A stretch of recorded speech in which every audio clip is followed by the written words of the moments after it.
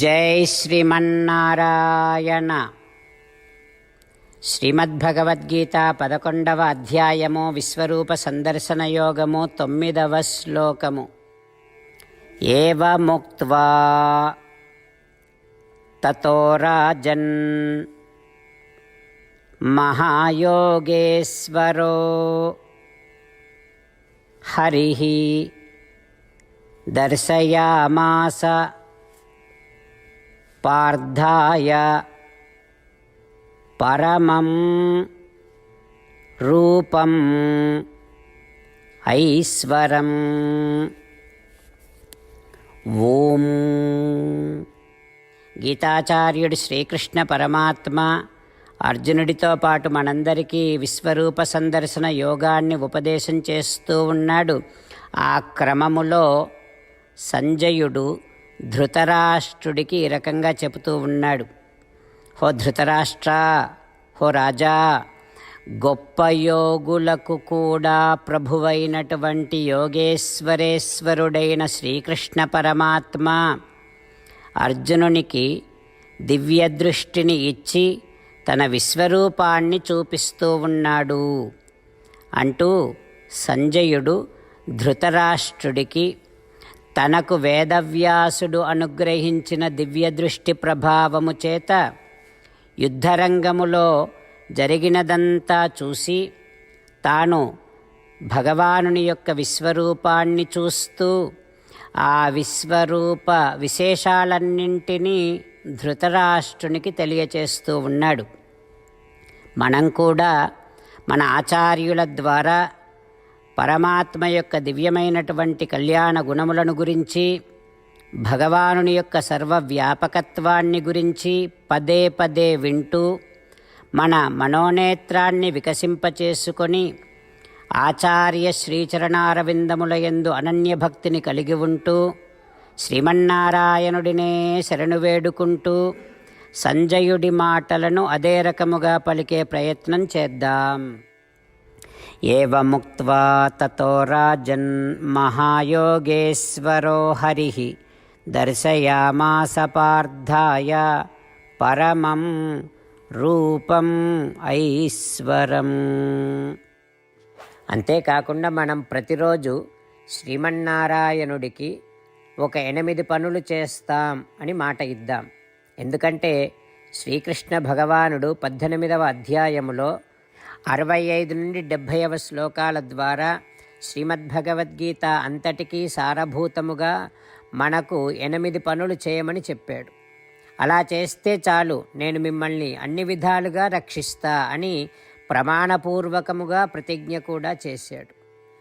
అందుకని శ్రీమద్భగవద్గీతను అంతటినీ విన్న తర్వాత అర్జునుడు కూడా చివరకు కరిష్యే వచనం తవ, కృష్ణ నువ్వు చెప్పినట్టే చేస్తా అని అన్నాడు. కనుకనే భగవానుడు అర్జునుడికి అన్ని విధాల విజయాన్ని అందించాడు. మనం కూడా ప్రతిరోజు శ్రీమన్నారాయణుడికి ఆ రకంగానే మాట ఇద్దాం.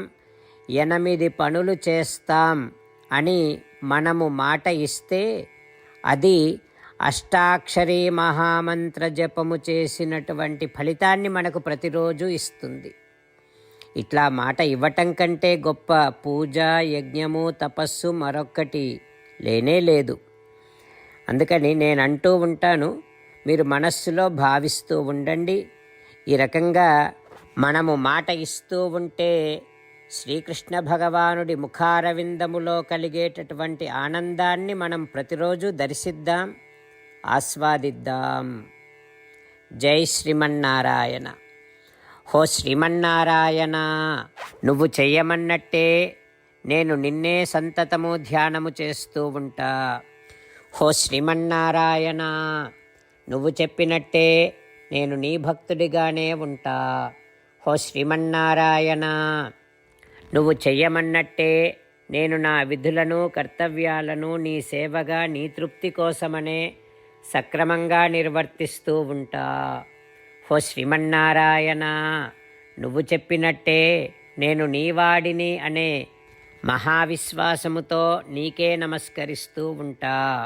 హో శ్రీమన్నారాయణ, మామేకం శరణం వ్రజ, నన్ను ఒక్కడిని మాత్రమే శరణు వేడుకో అని నువ్వే అన్నావు కనుక నేను నిన్ను ఒక్కడిని మాత్రమే శరణు వేడుకుంటా.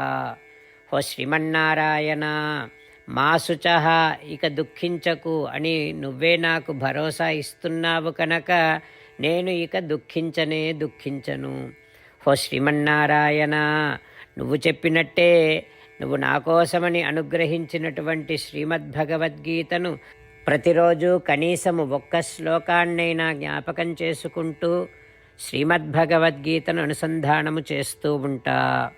ఓ శ్రీమన్నారాయణ, నువ్వు చెప్పినట్టే నువ్వందరి కోసమని చెప్పినటువంటి శ్రీమద్భగవద్గీతను తెలియని భక్తులందరికీ తెలియచేసే నా వంతు ప్రయత్నాన్ని నేను నిరంతరము కొనసాగిస్తూనే ఉంటా. ఓ శ్రీమన్నారాయణ, నేను నువ్వు చెప్పినట్టే చేస్తా, నీకు నచ్చినట్టే ప్రవర్తిస్తా, నీకోసమే పని చేస్తూ ఉంటా. కరిష్యే వచనం తవ. ఏవముక్త్వా తతో రాజన్ మహాయోగేశ్వరో హరిః దర్శయామాస పార్థాయ పరమం రూపం ఐశ్వరం. ఓం. ఏవముక్త్వా తతో రాజన్ మహాయోగేశ్వరో హరిః దర్శయామాస పార్థాయ పరమం రూపం ఐశ్వరం.